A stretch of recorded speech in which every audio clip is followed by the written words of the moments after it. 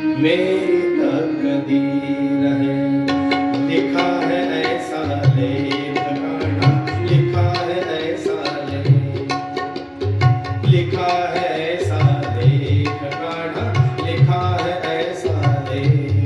ओ मेरे दोनों हाथों में, मेरे दोनों हाथों में कान्हा की लकीर है। कान्हा से मिलन होगा, मेरी तकदीर है।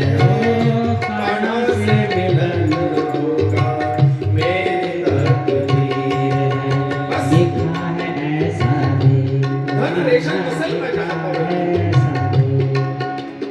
ऐश्वर्याची सुखाची रेषा नसेल माझ्या हातावरती, पण माझ्या हातावरती ती रेषा आहे की माझी आणि माझ्या पुरुषाची भेट होणार,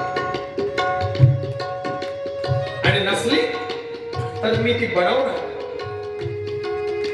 माझ्या हातावरती धारदार त्या सूर्याने ती रेष बनवणार की जिच्याने भगवंताशी माझी भेट होईल असं सांगणारी रेषा मी माझ्या हातावरती बनवणार.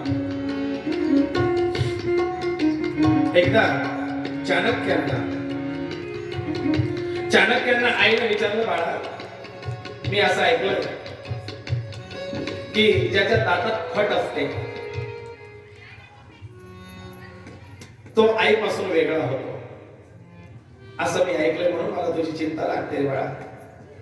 चाणक्य म्हणतात, आई कोणी सांगितलं तुला असं? अरे मी ऐकलंय आणि हे काही गोष्टी खोट्या नसतात बरं का. आई तुला ही चिंता आहे की माझ्या दातात फट आहे आणि म्हणून मी तुझ्यापासून वेगळा होईल. हो बाळा हो. अरे होतं असं. थांब. चाणक्याने एक दगड उचलला आणि आपला दात करून टाकला. आता तर नाही ना फट, ती फट मी दूर करून टाकली आहे. आता काळजी करू नकोस, मी तुझ्यापासून वेगळा होणार नाही. तसं या ठिकाणी सुदामदेव म्हणतात, मी माझ्या हाताने माझ्या हातावरती रेष तयार करेन की ज्याच्याने भगवान परमात्म्याची मला प्राप्ती होईल. निघाले, जाता जाता पोरबंदरला पोहोचलेत. मनात चिंता आहे माझ्या लेकरा बाळांचं कसं होईल.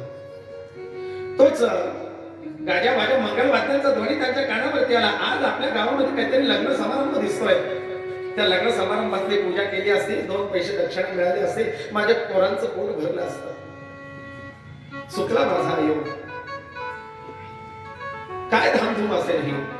तेवढ्यात काही स्त्रिया पुढे आल्या. एका सुंदर राजवस्त्र परिधान केलेल्या स्त्रीने सुदामदेवाचं औक्षण केलं.